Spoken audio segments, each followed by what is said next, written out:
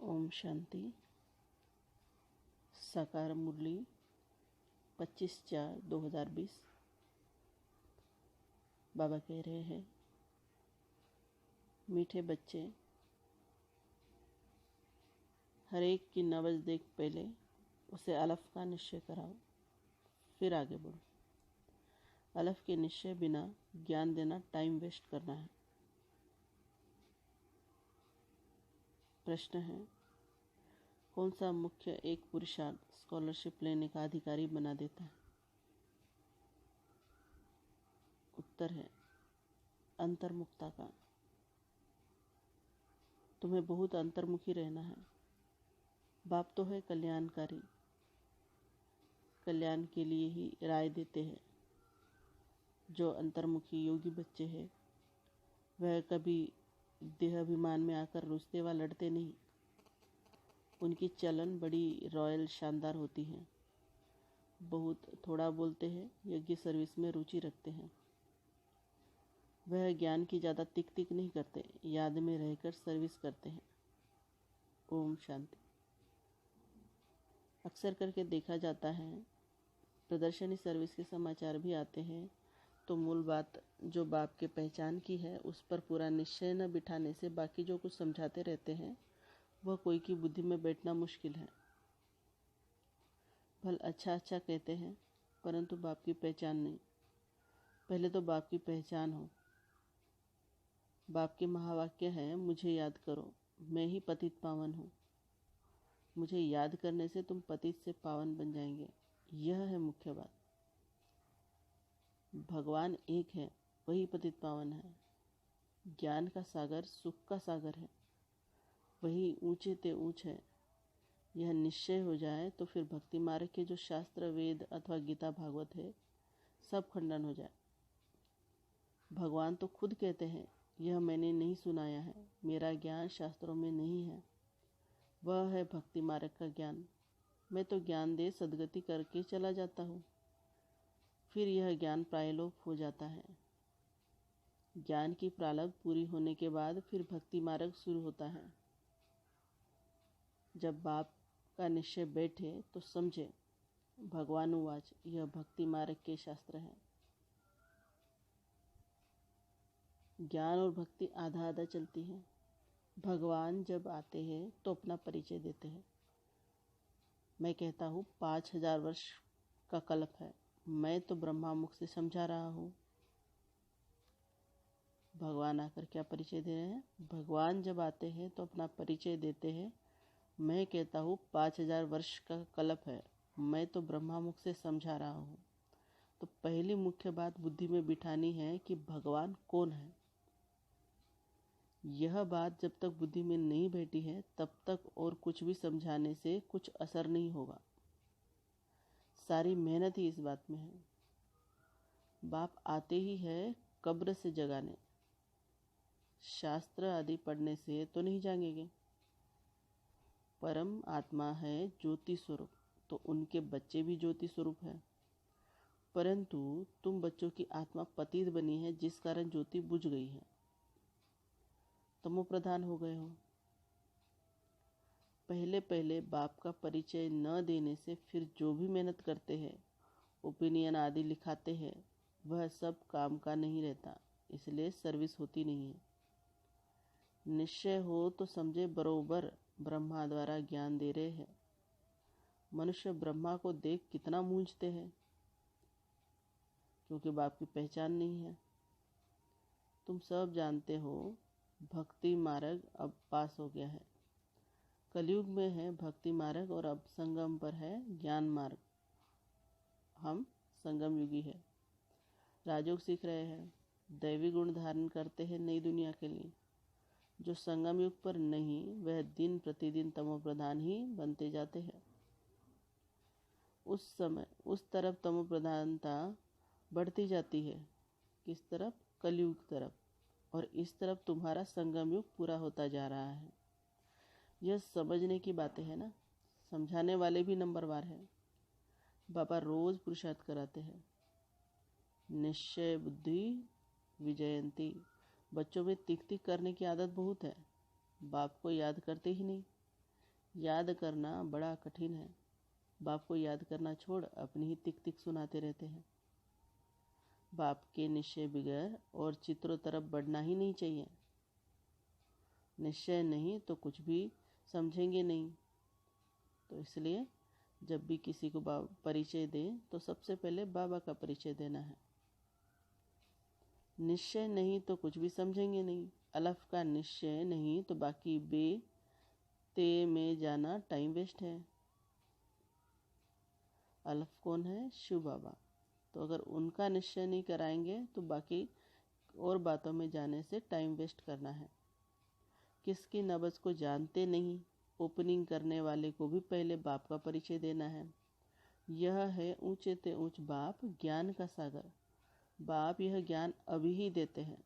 सतयुग में इस ज्ञान की दरकार नहीं रहती। पीछे शुरू होती है भक्ति। बाप कहते हैं जब दुर्गति अर्थात मेरी निंदा पूरी होने का समय होता है तब मैं आता हूँ। आधा कल्प उन्हों की निंदा करनी ही है। क्या कह रहे बाबा कि जो भक्ति में तो निंदा ही करते हैं बाबा की। क्या निंदा करते हैं? बाबा को सर्वव्यापी कह दिया। तो इसलिए बाबा कह रहे आधा कल्प उन्हों को निंदा करनी ही है। जिनकी भी पूजा करते हैं ऑक्यूपेशन का पता नहीं। तुम बच्चे बैठ समझाते हो परंतु खुद का ही बाबा से योग नहीं, तो औरों को क्या समझा सकेंगे? भल शिव बाबा कहते हैं परंतु योग में बिल्कुल रहते नहीं तो विकर्म भी विनाश नहीं होते हैं, धारणा नहीं होती है। मुख्य बात है एक बाप को याद करना। जो बच्चे ज्ञानी तो आत्मा के साथ साथ योगी नहीं बनते हैं उनमें देहाभिमान का अंश जरूर होगा। योग के बिगैर समझाना कोई काम का नहीं। फिर देहाभिमान में आकर किसी न किसी को तंग करते रहेंगे। बच्चे भाषण अच्छा करते हैं तो समझते हम ज्ञानी तो आत्मा है। परंतु बाबा ने क्या कहा कि ज्ञानी तू के साथ योगी तू भी चाहिए। तो बाबा कहते हैं ज्ञानी तो आत्मा तो हो परंतु योग कम है। योग पर पुरुषार्थ बहुत कम है। बाप कितना समझाते हैं, चार्ट रखो। मुख्य है ही योग की बात। बच्चों में ज्ञान के समझाने का शौक तो है लेकिन योग नहीं है। तो योग बिगैर विक्रम विनाश नहीं होंगे। फिर पद क्या पाएंगे? योग में तो बहुत बच्चे फेल है। समझते हैं हम 100% है परंतु बाबा कहते 2% है। बाबा खुद बतलाते हैं भोजन खाते समय याद में रहता हूँ फिर भूल जाता हूँ। ये कौन बता रहे हैं? ब्रह्मा बाबा। स्नान करता हूँ तो भी बाबा को याद करता हूँ। भल उनका बच्चा हूँ फिर भी याद भूल जाती है। समझते हो यह तो नंबर 1 में जाने वाला है। ज़रूर ज्ञान और योग ठीक होगा। फिर भी बाबा कहते हैं योग में बहुत मेहनत है। ट्रायल करके देखो फिर अनुभव सुनाओ।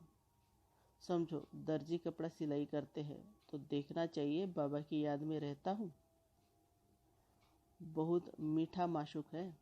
कौन? शिव बाबा। उनको जितना याद करेंगे तो हमारे विक्रम विनाश होंगे, हम सतोप्रधान बन जाएंगे। अपने को देखो हम कितना समय याद में रहता हूँ। बाबा को रिजल्ट बतानी चाहिए। याद में रहने से ही कल्याण होगा। बाकी जास्ती समझाने से कल्याण नहीं होगा। समझते कुछ नहीं है। अलफ बिगर काम कैसे चलेगा? एक अलफ का पता नहीं बाकी तो बिंदी बिंदी हो जाती है। अलफ कौन है? शिव बाबा। अलफ के साथ बिंदी देने से फायदा होता है। योग नहीं तो सारा दिन टाइम वेस्ट करते रहते हैं। बाप को तो तरस पड़ता है यह क्या पद पाएंगे। तकदीर में नहीं है तो बाप भी क्या करे। बाप तो घड़ी घड़ी समझाते हैं। क्या समझाते हैं? दैवी गुण अच्छे रखो, बाप की याद में रहो। याद बहुत ज़रूरी है। याद से लव होगा तब ही श्रीमत पर चल सकेंगे। प्रजा तो ढेर बननी है तो श्रीमत पर चलने के लिए याद से लव होना चाहिए। तुम यहाँ आए ही हो यह लक्ष्मी नारायण बनने, इसमें मेहनत है। भल स्वर्ग में जाएंगे परंतु सजाए खाकर फिर पिछाड़ी में आकर पद पाएंगे थोड़ा सा। बाबा तो सब बच्चों को जानते हैं ना। जो बच्चे योग में कच्चे हैं वह देहाभिमान में आकर रुसते और लड़ते झगड़ते रहेंगे। जो पक्के योगी है उनकी चलन बड़ी रॉयल शानदार होगी, बहुत थोड़ा बोलेंगे। यज्ञ सर्विस में भी रुचि रहेगी।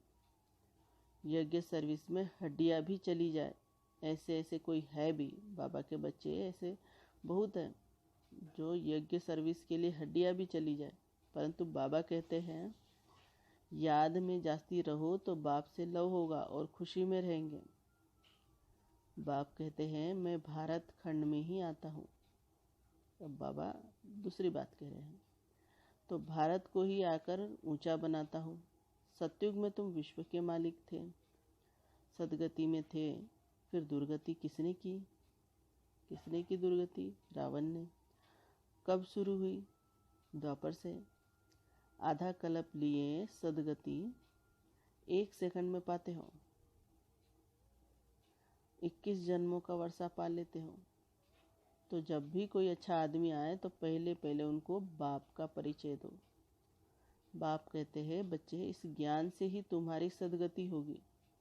तुम बच्चे जानते हो यह ड्रामा चल रहा है, सेकंड बाय सेकंड यह बुद्धि में याद रहे तो भी तुम अच्छी रीति स्थिर रहेंगे।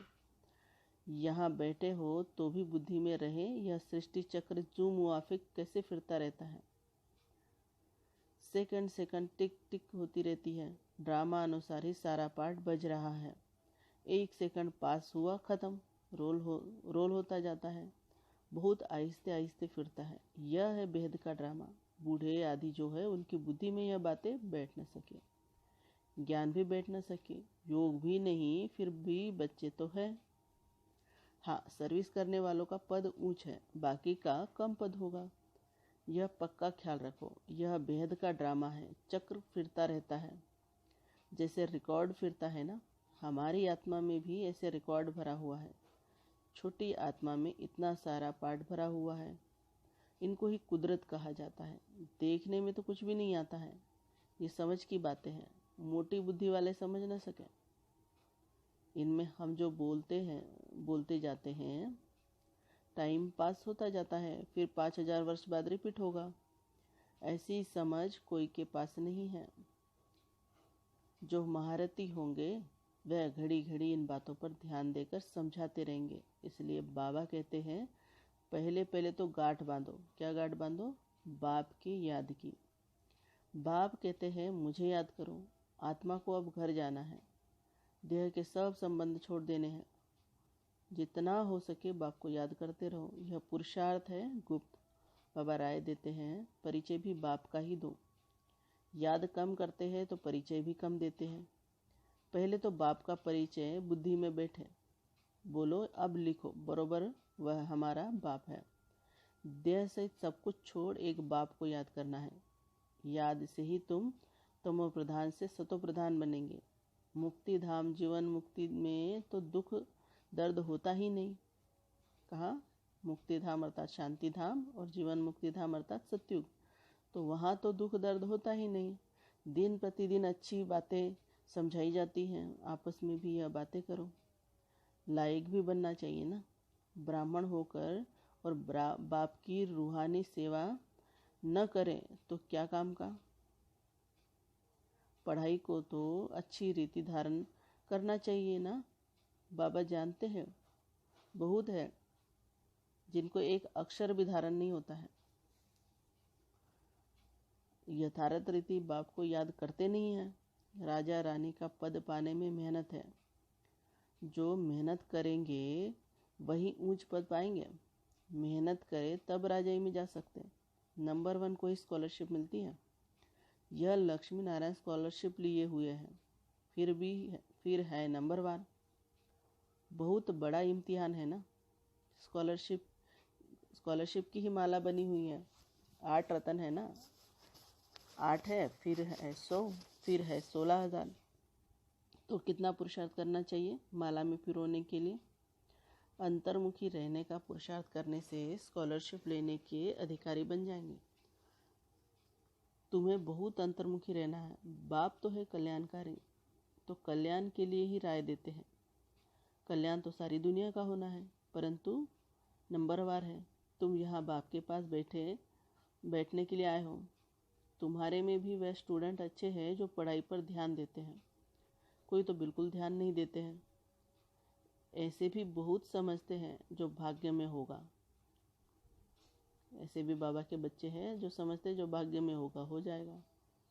उन बाबा कह रहे हैं तो पढ़ाई की एम नहीं है उन बच्चों में, पढ़ाई की एम नहीं है, उनका लक्ष्य नहीं है पढ़ाई का।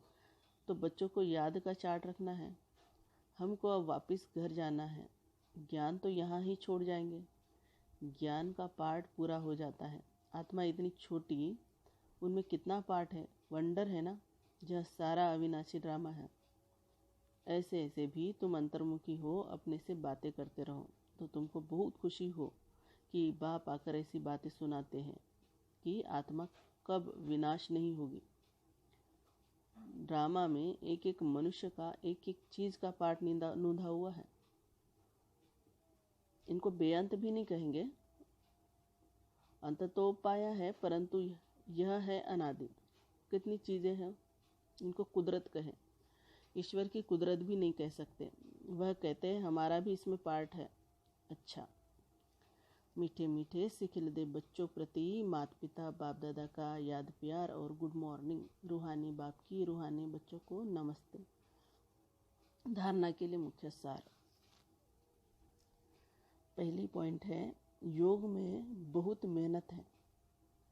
ट्रायल करके देखना है कि कर्म में कितना समय बाप की याद रहती है। याद में रहने से ही कल्याण है।